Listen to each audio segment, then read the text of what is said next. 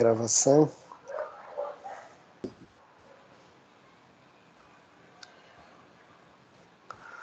Opa, pessoal, boa tarde. Para quem não me conhece, eu sou o professor Luiz Barbosa, aqui do IBMEC São Paulo. A gente está aqui no grupo do Quant, tá? A ideia de incentivar e divulgar ciência de dados aqui no campus. Para quem não tem referência do próprio IBMEC, né? O IBMEC é uma escola aí, acabou de completar 50 anos. Ela é originalmente do Rio de Janeiro. Aqui em São Paulo ela existiu até 2007, né, e retornou no final de 2017, a gente voltou efetivamente a ter turma em 2018 aproximadamente. Então, nesse retorno, o IBMEC voltou com essa tradição muito forte, né, de cursos de negócio, economia, administração, são os cursos tradicionais que o IBMEC trabalha. Aqui em São Paulo a gente tem basicamente hoje economia, administração, relações internacionais de direito, mais uma série de cursos de graduações, né, mais uma série de cursos de MBA. Então, nesse retorno, a proposta foi trazer um modelo muito de inovação, empreendedorismo, e 2 anos depois disso, né, infelizmente coincidindo com a pandemia, agora em 2020, o próprio IBMEC fez, né, não só em São Paulo, isso nos seus campos do Brasil todo, né, primariamente Rio, BH, Brasília, mas fora as sedes principais tem operação no Brasil todo. Ela fez um incentivo muito grande nas grades de negócio para trazer material de tecnologia e ciência de dados, né? Eu me encaixo aí nessa turma, né? Eu sou um cara aí de tecnologia trabalhando com turmas de negócio, trazendo aí conteúdos de tecnologia, né, programação, machine learning, desde análise de dados, muito básica para o primeiro semestre, a gente já tem disciplinas para isso, né?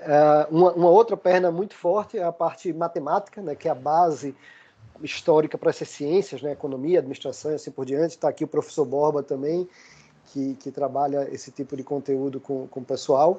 E, né, só terminando de apresentar o grupo,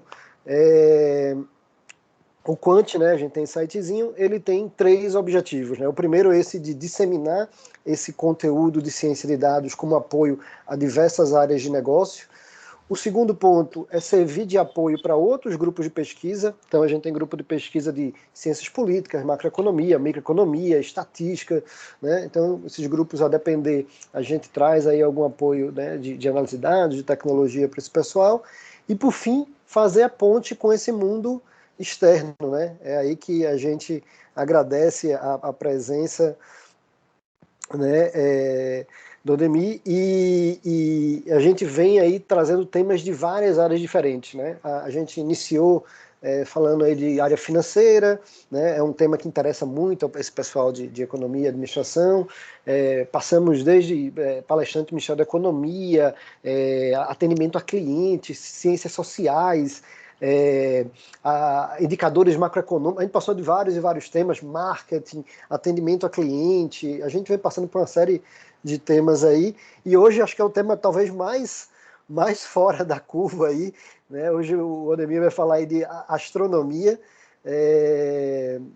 bem fora. Eu acho que o objetivo, né, Odemir, não é efetivamente a discussão do tema profundamente por si, acho que é muito mais como exemplo didático e ilustrativo justamente dessa flexibilidade de ciência de dados ser aplicado a uma série de campos.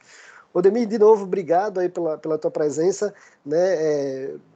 Deixo para você se apresentar melhor aí, falar um pouco do teu histórico e trabalhar aí o teu material. Mais uma vez, obrigado, bem-vindo, e a palavra é tua. Acho que já gastei mais tempo do que eu gostaria.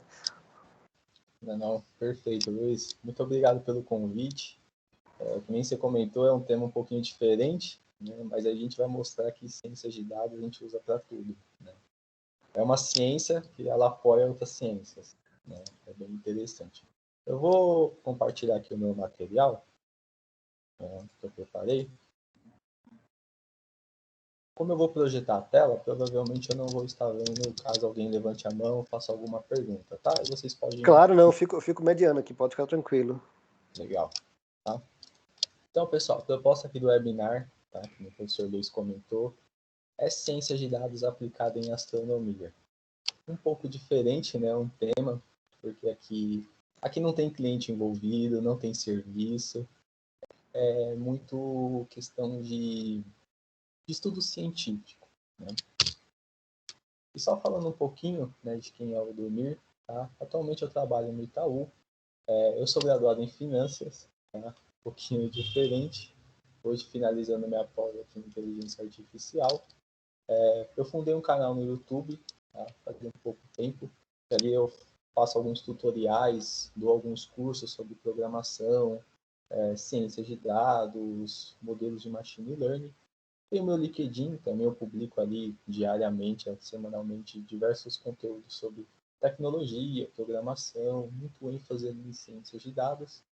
E também fundei aqui um grupo no Telegram, que a ideia é disseminar mais esse conteúdo de ciências de dados, né? Às vezes a pessoa está começando na área, não sabe muito bem o que é. Lá no grupo tem uma série de informações onde a própria comunidade ali troca, se ajuda, indica curso e etc. Tá? E vamos falar sobre o nosso tema, né? Astronomia. Acho que o primeiro paradigma que eu quero quebrar é que, assim, astronomia é diferente de astrologia, né? A astronomia é uma ciência que estuda os astros, né? Estuda as estrelas, o comportamento do universo. A astrologia é uma pseudociência, ou seja, ela é mais entre aspas, tá? É mais uma brincadeira, né, que os astrólogos ali utilizam a posição dos astros para explicar algum comportamento humano, né? Não passa de uma brincadeira, né? Mas o que eu quero mostrar para vocês é que há muita confusão entre os temas, né? O pessoal acha que astronomia é astrologia ou vice-versa, não, são coisas bem diferentes, tá? E quando a gente entra em astronomia, aqui o objeto de estudos não são pessoas, não são serviços, tá? São astros, são planetas. Tá? Eu trouxe aqui para brincar um pouquinho com a imaginação com vocês o quão diferente é esse tema. Então eu trouxe aqui numa animação todos os planetas aqui do nosso sistema solar. Tá? Aqui eu mostro a rotação deles, a rotação em torno dele mesmo, né? Quanto tempo ele demora a dar uma volta em si mesmo e o quanto tempo ele leva. Então a Terra, obviamente, a gente sabe, né? A gente demora em torno de 24 horas, mas outros planetas nem sempre é assim. Acontece algumas coisas um pouco estranhas. Tudo bem, Marte aqui ela demora 24 horas para fazer uma simples volta. Né? Se a gente olhar para Vênus, Vênus roda no sentido contrário da Terra, então o Sol não vai nascer do leste, tá, gente? O Sol vai nascer do oeste. Ô, Demir, teu slide tá meio parado aqui na capa e o pessoal tá levantando a mão aqui, talvez seja até isso. Se o pessoal quiser falar aí, é isso, acho que talvez seja a mesma coisa. Eu não sei se você está projetando em duas telas Ficou parado? Ele tá na capa do PPT, o que a gente está visualizando. Tá, deixa eu recompartilhar novamente, então. Que é quando você compartilha aqui no Teams, ele aparece, se você tiver com duas telas, ele aparece direita e esquerda, assim. Isso. Pronto, show de bola. Aqui tá na Não sei, capa. não sei se o pessoal ia falar mais alguma coisa, o pessoal levantou a mão, acho que era isso. Aqui tá na capa, em tela cheia. Antes não estava em tela cheia, joia. Não, beleza. E agora apareceu teus contatos, você tinha falado teus contatos, mas não tinha entrado nessa tela. Show de bola. Aí tem os contatos, né? Comentei, YouTube, LinkedIn, Telegram. Aí vem a questão das diferenças que eu comentei, tá, gente? Astronomia é diferente de astrologia. Aquela velha brincadeira, né? A astrologia é o terraplanismo socialmente aceito, né? Exatamente. Tem um monte de outros terraplanistas rolando por aí hoje em dia, não socialmente aceitos mais. É parte de uma brincadeira, né? E aqui é onde eu estava falando agora há pouco, tá? A questão da rotação dos planetas. Tá? A Terra aqui é 24 horas, né? Para ela dar uma volta em si mesma. Marte é um pouquinho mais do que isso, é 24 horas e 30 minutos. Vênus é bizarro, tá, gente? Ele roda no sentido anti-horário e um dia, teoricamente, demoraria 243 dias terrestres. Né? É quase um ano útil na Terra. Então, assim, aqui é só para mostrar para vocês que algumas coisas acontecem fora do normal. Né? Se você pegar o Urano, por exemplo, ele roda, né, na diagonal. Então, assim, algumas coisas muito estranhas. E mais estranho do que isso, a gente não sente essas forças, mas a Terra gira em torno do Sol e o Sol se movimenta também. Ele está andando pela Via Láctea, né? É um organismo vivo, ele não é estático parado, obviamente a gente não sente, né, essas forças por causa da gravidade, mas a gente está ali rodando pelo espaço, tá? Temos a derivas aí pela nossa Via Láctea. E a Via Láctea é onde nosso sistema solar está rodando, tá? Então aí é uma ilustração da Via Láctea. Nós estamos caminhando aí, dando a volta infinitamente em volta da nossa galáxia, tá? Um estudo curioso saiu recentemente, que na época dos dinossauros, nosso sistema solar estava nessa borda. Hoje, a gente está desse outro lado. Então, os dinossauros eles olhavam para o céu, lógico, eles não tinham esse poder de raciocínio, mas eles viriam outras constelações, porque o nosso sistema solar estava do outro lado da borda da Via Láctea, né? Então é algo assim, que como eu falo, é um organismo vivo, né? São coisas totalmente diferentes, foge da realidade, né? Abre um pouquinho a mente aí que você vai se sentir aí em outro mundo, literalmente, tá? E claro, nosso tema também não é só falar de astronomia especificamente, e também de ciências de dados, né? Um paradigma que eu gosto de quebrar é que, assim, ciência de dados não é Python, não é R, não é SQL, não é ser cientista de dados, tá? Ciência de dados, pelo próprio nome já fala, né? Ele é uma ciência. E com essa ciência, a gente usa várias combinações e conceitos que nós aplicamos em cima dos dados. Então, ciência de dados é um guarda-chuva e debaixo dela você tem várias áreas de estudos. Por exemplo, Big Data, Machine Learning, né, que atualmente é muito utilizado no mercado, inteligência artificial, toda a parte de data view, né, toda a visualização de dados, toda a parte de BI de negócio e também estatística, né, que é um dos principais fundamentos aqui das ciências de dados. Mas é legal entender que ciências de dados não são ferramentas, e sim, ela é uma ciência e nós usamos essas ferramentas para desenvolver essa ciência por trás. E entrando um pouquinho mais eu diria que o coração da ciência de dados, né? Ela tem um leque super gigantesco em várias áreas de atuação, né? Desde a parte de linguagens de programação, só não existe Python, né? Existe Python, R, Java, Julia, então você pode ali usar ciência de dados por várias linguagens de programação.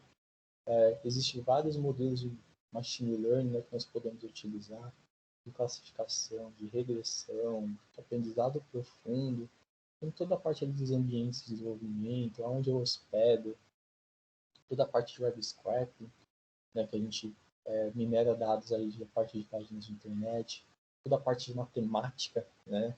Quem quer estudar ciência de dados tem que aprender um pouco sobre matemática, desde os fundamentos básicos de estatística, fundamentos básicos de álgebra linear, né? E toda a parte de visualização de dados, essas ferramentas também ganham muito espaço no mercado, né? Por exemplo, o Power BI, hoje muita gente está aprendendo Power BI, e também tem uma série de outros escopos aqui, mas eu só trouxe um para dar uma grandeza de quão grande é essa ciência, né? Ela não se resume apenas em linguagem de programação e ferramentas de visualização de dados, ela vai muito além disso. E quando a gente fala em minerar dados, né, basicamente aplica-se uma metodologia que não foge muito dessa que eu trouxe aqui, né, que nós entendemos do negócio. Óbvio, para usar ciência de dados você tem que entender do negócio, porque se você não souber do negócio, vai ser muito difícil você interpretar os dados, né? Você tem que entender do negócio, você tem que entender os dados desse negócio. Aí vem toda a parte de preparação dos meus dados, faz a parte da modelagem. Quando eu avalio, né, e ali eu tendo uma avaliação positiva em relação à minha análise, eu faço a aplicação ali do que seja que eu estou propondo. Seja um dashboard, seja um modelo de machine learning, qualquer que seja a sua aplicação, né? Então, esse é um ecossistema muito utilizado quando eu falo de ciência de dados. E não foge muito dele, tá, gente? Não tem como você usar ciência de dados se você não entender do negócio, tá? Ao mesmo caso, não adianta você entender muito do negócio, você tentar aplicar a ciência de dados e você não entender ela, tá? Então, são dois blocos aí que se complementam e você tem que estudar ambos. E aqui que é a minha proposta do webinar, né, é a união dessas duas ciências, né, as ciências dos astros e as ciências de dados, né. Então aqui eu vou trazer um case para vocês. Eu entrei no site da Kaggle, olhei um case que a NASA postou, e lá ela disponibilizou alguns dados de alguns telescópios, na qual eles queriam que a comunidade desenvolvesse um modelo de machine learning que classificasse as estrelas de acordo com suas características. Vou fazer uma analogia muito simples. Imagina que é uma base de dados de vários cachorros e nós temos que descobrir qual que é a raça do cachorro. Tá? Aqui é a mesma coisa. Eu vou ter vários dados ali das estrelas e eu vou ter que descobrir qual estrela é maior, qual estrela é menor, de acordo com as suas características. Tá? Então vai ser aqui uma união dessas duas ciências. Como eu comentei, a ciência de dados, eu acho que ela é um complemento das outras ciências. Você consegue usar a ciência de dados para qualquer tipo outro de ciência. Pode ser ciências sociais, ciências econômicas, políticas. E aqui nós vamos combinar essas duas de astros mais dados. Tá? E aqui eu vou entrar um pouquinho agora no case, tá, que eu desenvolvi. Vou abrir um pouco aqui o código para a gente explorar como que eu cheguei nas conclusões, como eu fiz as análises gráficas. Tá? E aqui, gente, uma sintaxe bem simples. Deixei o mais ilustrativo possível para que qualquer pessoa olhe e veja quão simples é você usar ciência de dados aí no seu dia a dia. Tá? Só vou cancelar aqui o meu PPT. Gostei do The Rock aí. Eu sempre faço analogia, né? Quando eu estou começando programação e tal, faço analogia com CrossFit, apesar de nunca ter pisado no CrossFit, não. Tem que praticar, tem que criar memória muscular e tal, né? Vou usar o The Rock aí como referência aí, eu gostei. O The Rock ele é fortão, mas também é inteligente. O The Rock, né? Ele apresenta vários programas. Boa, João, boa. O João foi comentando que foi uma vez, passou 3 dias com dor. Mas acho que aquelas dores positivas, né? Para quem tomou vacina da AstraZeneca, passa também uns 3 dias com o braço doendo, mas é aquela dor que revigora depois. Mas, desculpa, Ademir. É isso. Vocês estão vendo meu PDF aí? Estamos. Não, legal. Tá? Antes da gente entrar no case lá da NASA, só vou dar uma breve introdução, que nem eu comentei lá naquele looping, né, quando eu vou aplicar a ciência de dados, eu tenho que entender do negócio. Aqui a gente tem que ter pelo menos uma prévia de conhecimento do que eu estou trabalhando. Não adianta nada eu pegar os dados, né, que é modelo de machine learning, não saber para que serve. Então, só entendendo aqui uma analogia sobre as estrelas, tá? Uma estrela nasce ali de acordo com uma nuvem de poeira, né? Poeira no sentido abstrato, tá? Aqui são átomos ali dependendo dessa poeira, mas é uma poeira de gás, né? Essa poeira basicamente se consolida e nasce uma estrela, né? É assim que elas nascem. E depois que elas nascem, elas viram essas bolas brilhantes, né? Que no caso é o nosso Sol, e ela tem fases ao longo da vida dela, né? Ela não é estática. Então, depois ela pode virar, por exemplo, uma gigante vermelha, né? Quando ela começa a acabar o seu combustível de hidrogênio, ela começa a usar átomos mais pesados para produzir energia, por isso ela começa a ficar maior. Tem alguns casos onde a estrela tem muito combustível, ela vira uma super bola gigante.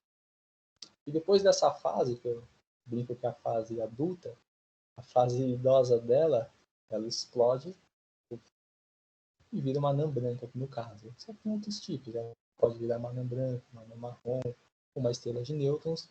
E se ela for muito massiva, se ela for muito grande, ela vira um buraco negro. Então essa é a fase de vida das estrelas. Tá? E aqui eu tenho uma tabelinha com alguns dados, né, só para a gente entender um pouquinho. Aqui a gente tem uma classe delas. Né? Aqui tem uma ilustração para ficar mais legal. Dá uma olhada. O nosso Sol é o K. Aqui é o K de Carla. Dá uma olhada nos outros tipos de estrelas que existem.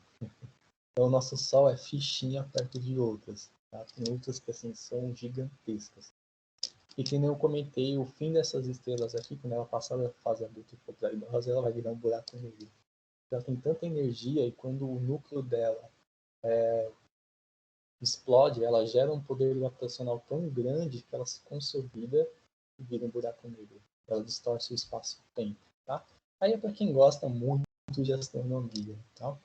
Mas olhando aqui para a classificação, sempre que eu comentei das raças de cachorro, aqui é a mesma coisa, tá? Ela tem suas características. Então elas têm as suas temperaturas, né? Aqui está em Kelvin a temperatura, mas é bem próximo do grau Celsius.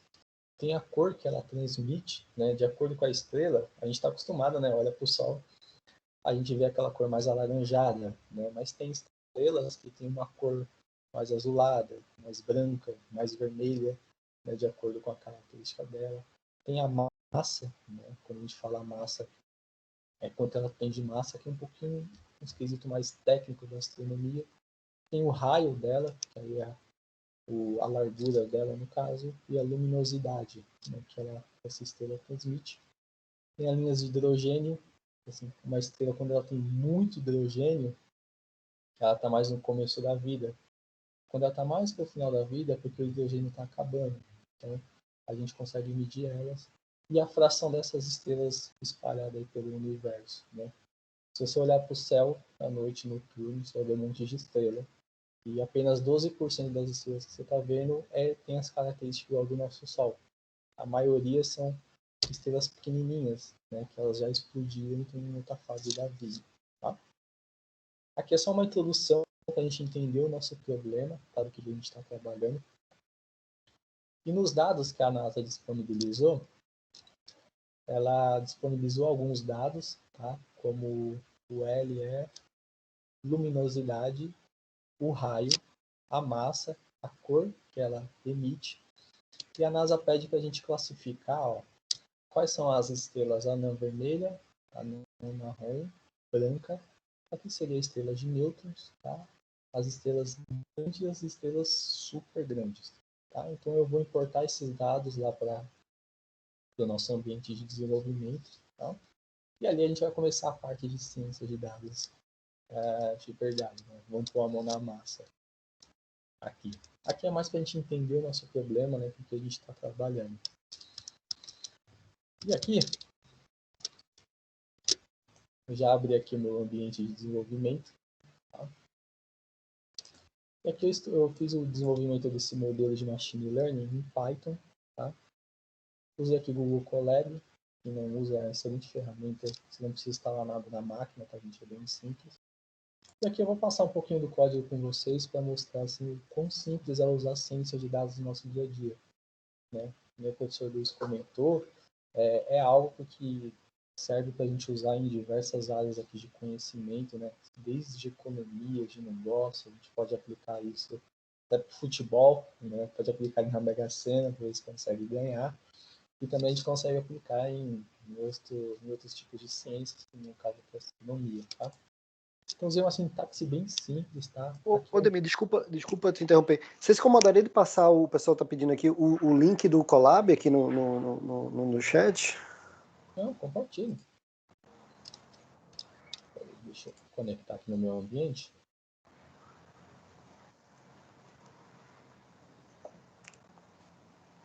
Deixa eu inicializar aqui.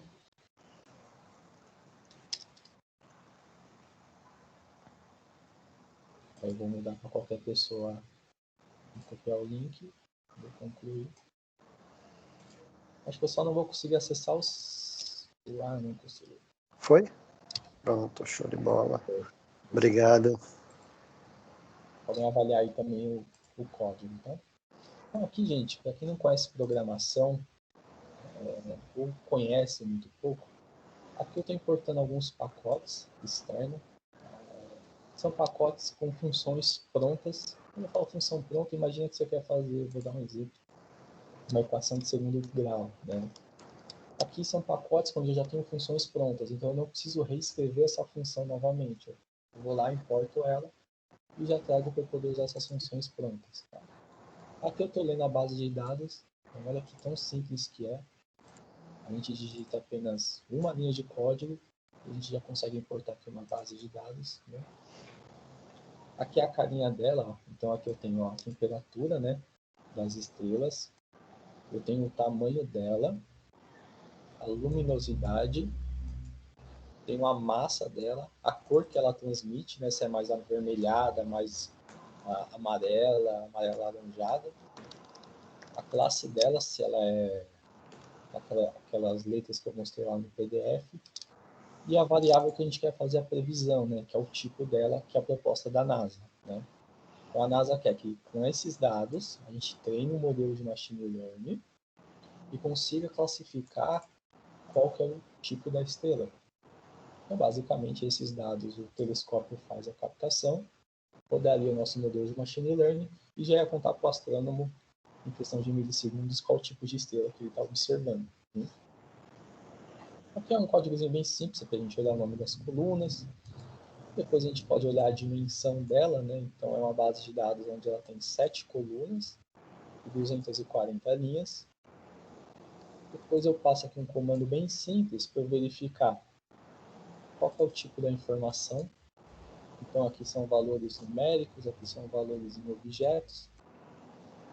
Para quem está iniciando a programação, quando você vai trabalhar com dados, se você tiver um campo numérico, mas ele tiver em formato de texto, você pode ter problemas na hora de minerar ele, tá? Aí você precisa fazer a conversão, por isso eu digito esse comando, para eu conseguir ver se existe ou não algum campo ali fora do padrão. Depois eu gero uma análise aqui estatística, bem simples, olha que legal. Com apenas um comando, eu consigo descobrir quantos registros tem na minha base de dados, qual que é a média, qual que é o desvio padrão. O desvio padrão é o valor que quanto eu estou desviando da minha média. Né? Consigo descobrir o menor valor, quantos 25% dos meus dados têm até um certo valor, qual que é a metade dos meus dados, 75% deles e o meu maior valor. Tá? Então, numa simples linha de comando, olha quanta informação a gente tem. E já tem umas informações bem interessantes. Se a gente olhar a temperatura, dá uma olhada. Tem uma estrela que tem 40 mil graus Kelvins, né? Então é muito quente, né? A mesma coisa se a gente olhar o diâmetro, né? Olha essa estrela, o diâmetro dela. É absurdamente grande, né? Deve ser, sei lá, 50, 100 vezes maior que o nosso Sol. Então tem umas informações bem interessantes. E o mais incrível, né, aqui olhando, que eu digitei apenas um comando e já tenho todas essas informações pré-pronto, né? Imagina você fazer isso no Excel. Tá lá. Tem que contar, tirar a média, desvio padrão, fazer uma série de informações. Aqui, com simples comando, a gente consegue fazer isso. Né? Depois aqui é um comando para a gente verificar se existe algum valor nulo nos nossos dados. Se houvesse algum valor nulo, ia vir aqui uma linha branca, alguma coisa do tipo. Tá? Depois uma análise de correlação.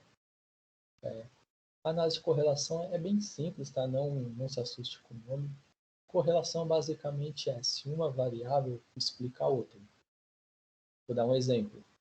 Quanto maior o valor, quanto maior a metragem de uma casa, maior vai ser o seu valor, certo?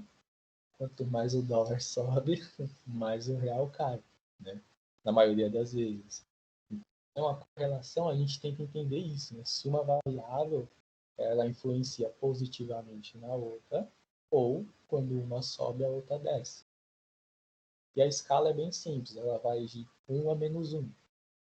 E aqui nessa tabelinha, que simples, com 2 linhas de código eu já consigo visualizar se todas as variáveis elas têm correlação entre si. E é muito simples, é só eu olhar aí, então a gente pode perceber, por exemplo, ó, a temperatura ela correlaciona com o tipo da estrela que a gente quer prever, né? E está aqui ó, em 0,41, então eu tenho uma correlação ali mediana com essa variável.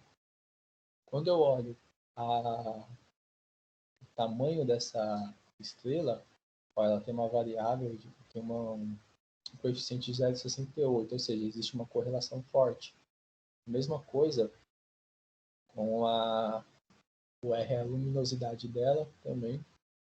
Já o raio dela, veja que eu tenho uma correlação negativa com o tipo da estrela. Que aqui, quando as estrelas são classificadas das menores para as maiores. Então, quanto maior for o raio da minha estrela, com a classificação da NASA, menor vai ser o tamanho dela. E aqui ela avalia ela por ela, tá? Então aqui é uma tabelinha, veja que tão simples. A gente digitou 2 linhas de código, olha quanta informação a gente já tirou, né, do nosso conjunto de dados. Depois olha que legal, com apenas também uma linha de código, olha quantas análises gráficas eu consigo fazer. Eu consigo avaliar todas as variáveis que esse comando ele vai gerar vários gráficos para nós, onde ele vai comparar variável por variável dentro do nosso conjunto de dados. Então aqui, ó, ele pegou a temperatura e fez uma plotagem gráfica de todas as nossas variáveis. Olha que legal. A gente pegar a sequência. Então aqui, se não me engano, é a luminosidade, né, o raio. Acho que ele mostra embaixo, né? Tá lá embaixo o eixo X. Embaixo. O L, o LR, a massa dela e o tipo. Então aqui a gente já consegue bater o olho, né? E ver se existe alguma tendência nos dados, né? Ó, se a gente olhar esse daqui, ó, temperatura com a massa da estrela, você pode ver que quanto maior é a temperatura, né? Maior é a massa dela. E aqui você consegue tirar vários insights aqui dos dados, simplesmente uma linha de código, né? Eu falo, faz isso no Excel, vai lá. Vamos ver quanto tempo você vai demorar. Depois eu gero algumas análises mais específicas, né, para poder entender melhor o comportamento, né? Então a temperatura, como ela se comporta. Depois eu analiso o L. Depois eu analiso a luminosidade da estrela. Depois eu analiso a massa, né? Então você vê que fiz um U aqui, né? Então tem algumas massas muito diferentes. O tipo das estrelas, né? Qual que é a concentração delas. Então veja que esses 2 tipos de estrelas eu tenho bem pouco amostra na minha base de dados, já essas eu tenho uma amostra maior. Aqui a cor, também eu fiz uma plotagem de todas as cores, para ter uma dimensão se havia concentração muito numa cor de estrela ou não. Está um pouco pulverizado. Obviamente tem uma concentração maior de algumas estrelas, porque, que nem eu mostrei lá na tabela, 70% das estrelas já é de um tipo, né? Então, obviamente, elas vão ser maior em qualquer sentido. Aqui o tipo também não explicou muita coisa. E uma análise matadora aqui para mim foi essa daqui, ó. Eu usei essa análise do boxplot. Eu coloquei o tipo da estrela e coloquei a massa dela. Então, basicamente, esse tipo 0 que a NASA quer que eu faça a previsão, se você for ver, ela é quase exclusiva, né? Nenhuma outra estrela apresenta a característica igual a ela. É a mesma coisa da 3, ó. O tipo 3, o tipo 4 e o tipo 5. Os únicos tipos que ainda competem em algum sentido, ó, é o 1 e a 2. Mas com uma análise, você já percebe que, assim, que existe uma divisão bem separada no quesito das estrelas. São essas duas que vai concorrer, mas aí as outras variáveis vocês vão ver que elas vão fazer uma diferença. E depois, para treinar um modelo de machine learning, tão simples quanto eu separo os dados de características. Tá? As características é esses dados aqui, ó, de temperatura, né? É os dados de temperatura, massa, raio da estrela. Tá? E as variáveis que eu quero prever é esse tipo. Então aqui eu faço uma divisão dos meus dados nessas duas variáveis. Então a variável x vai ser onde está todas as características. E a variável y é a variável que eu quero fazer a minha previsão. Aqui eu faço um escalonamento dos dados. Como eu estou trabalhando com dados muito discrepantes, né? Por exemplo, eu tenho uma temperatura de 40.000 e tenho uma temperatura de 1.000, tem uma distância muito grande entre as duas. Quando eu aplico o escalonamento, que é uma função que a gente usa muito em ciência de dados, que a ideia é transformar esses dados em escalas bem próximas.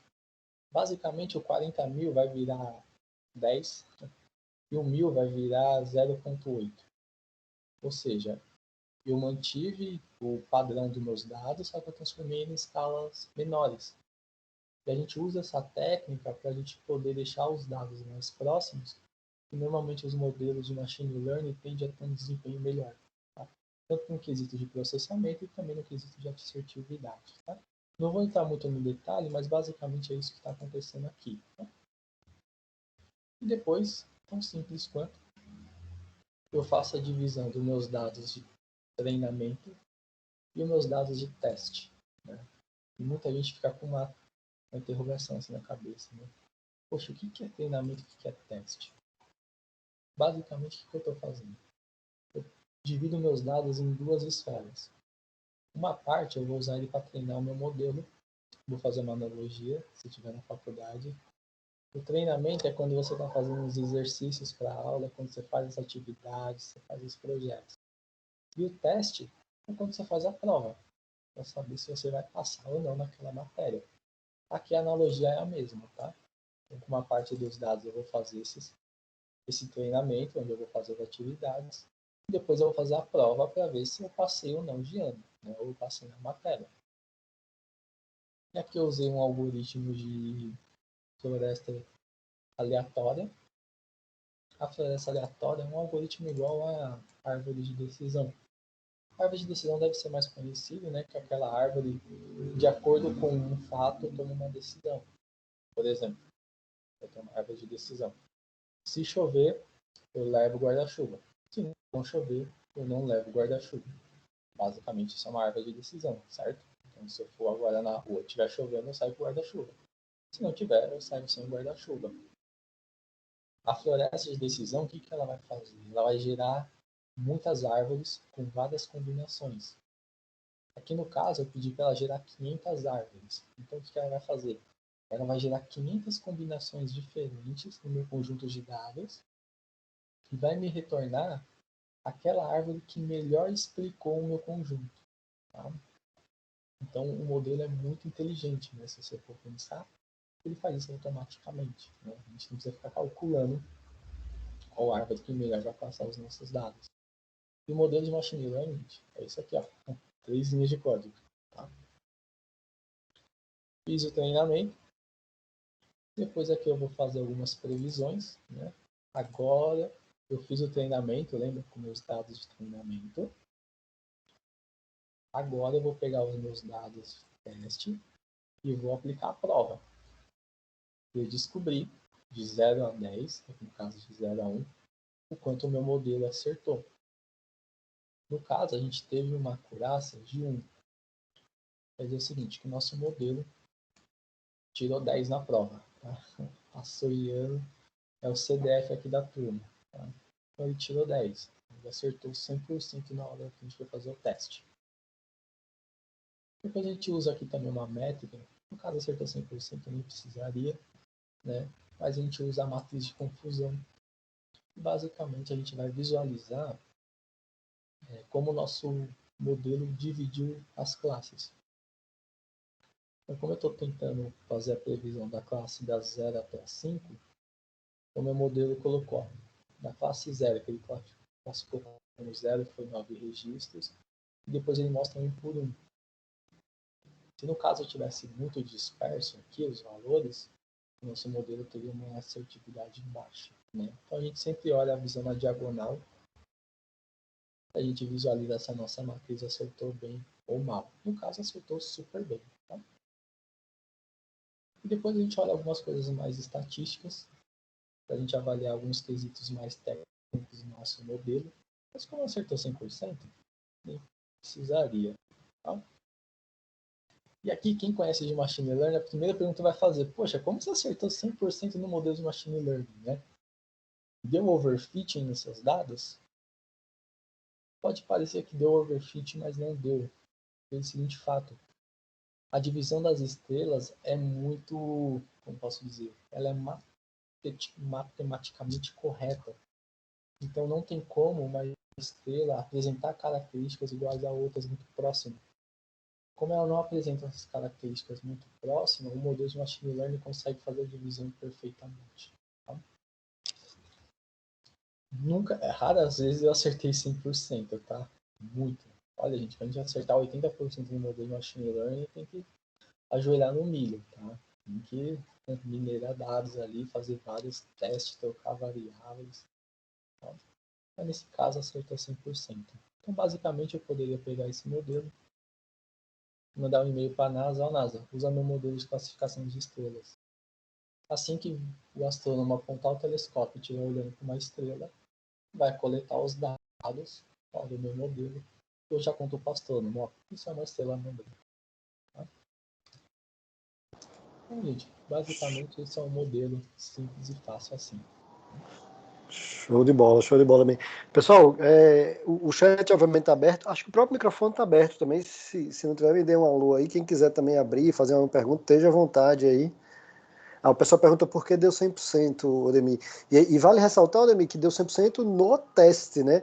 Muito provavelmente, se você fizer a métrica para o treino, também deve ter dado 100%, né? Então, você falou de overfit, né? Overfit seria muito comum dar um número super alto em treino, né? Até 100%, mas aí na hora do teste, provavelmente daria um número ruim se fosse overfit. Então, né? O teu, já de cara, me pareceu realmente uma performance boa. Né? Talvez o contexto, né, seja realmente matematicamente separável o espaço, mas voltando à pergunta aqui do João Cláudio, Ademir, ele pediu para você reforçar, explicar aí o 100% que deu. Isso. Aqui o que acontece? As estrelas, elas são muito bem divididas matematicamente. Vou dar um exemplo aqui. Se a gente fosse voltar lá com o conjunto de dados dos cachorros, né? Se a gente pegasse os dados, por exemplo, de um pastor alemão e, por exemplo, de um pitbull, no quesito de força, eles seriam muito igual, né? Porque são dois cachorros fortes. Nas estrelas não tem isso. Ou a estrela é muito grande ou ela é muito pequena. Então não tem como elas apresentar características iguais, tá? Então quando a gente joga isso no modelo, deve ser fichinha para ele vai lá e divide facilmente. Tá? Show de bola, o pessoal dando ok aí. Que é estranho acertar 100%, né?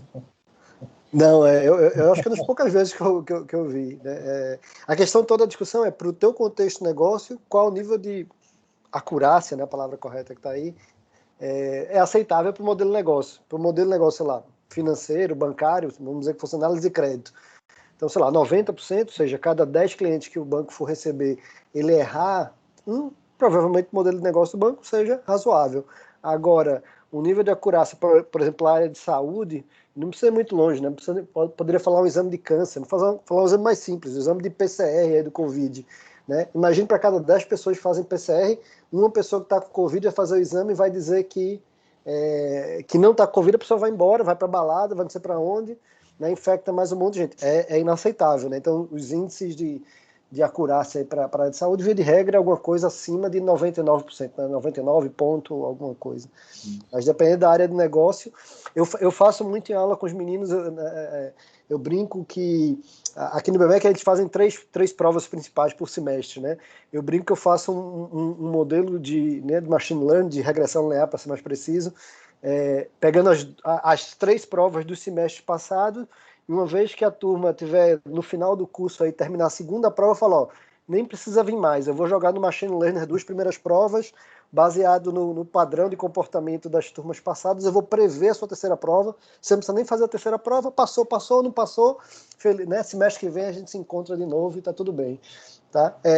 E na prática bate, inclusive, eu nunca fiz isso, obviamente, mas na prática bate, é relativamente bem separável, né? O formato de prova se mantém, então até bate, não chega a dar 100%, mas dá um número bem bom lá, dá com uma taxa de erro de 2 décimos, então, sei lá, se eu prever que o aluno vai tirar, sei lá, 8,5 significa 8,3 a 8,7, na média, né? Ainda pode dar fora disso.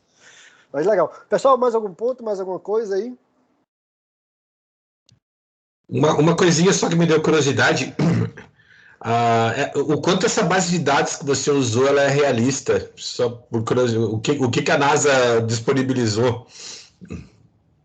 Aqui foram dados reais mesmo do telescópio, tá?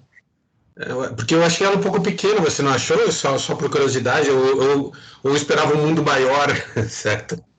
Sim, sim. É um pouco pequena, né, que eles disponibilizaram na Kaggle, mas concordo que deve ter milhares lá, né, de dados deles. Legal, obrigado, meu caro. Mas aqui eu acho que eles já meio que sabiam que ia dividir muito igual, né? Só para a questão né, do exercício, muito legal da parte deles aí terem montado aí.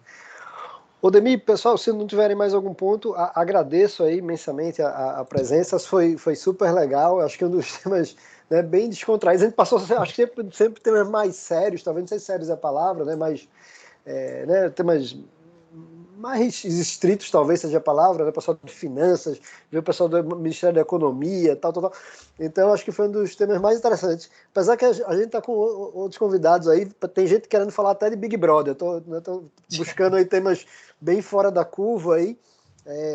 Então foi super legal, muito bom, super didático, né? Então até mesmo a pessoa não tendo muito domínio de código e tal, foi super fluido, deu para acompanhar super bem. Assim, essa era a proposta, tá? Mostrar que assim, ciência de dados você usa para qualquer outro tipo de ciência, né? Acho que logo vai ser obrigatório, sabe? A pessoa vai se formar em ADM e vai ter que aprender um pouquinho de ciência de dados. Ó. Já, no IBMEC já é, mas assim, muito provavelmente vai ser um filtro de mercado, né? Já se fala hoje o tal. Tem extremos, né? Eu vejo gente falar que você precisa aprender uma linguagem de programação, uma linguagem nova por ano, eu acho um exagero.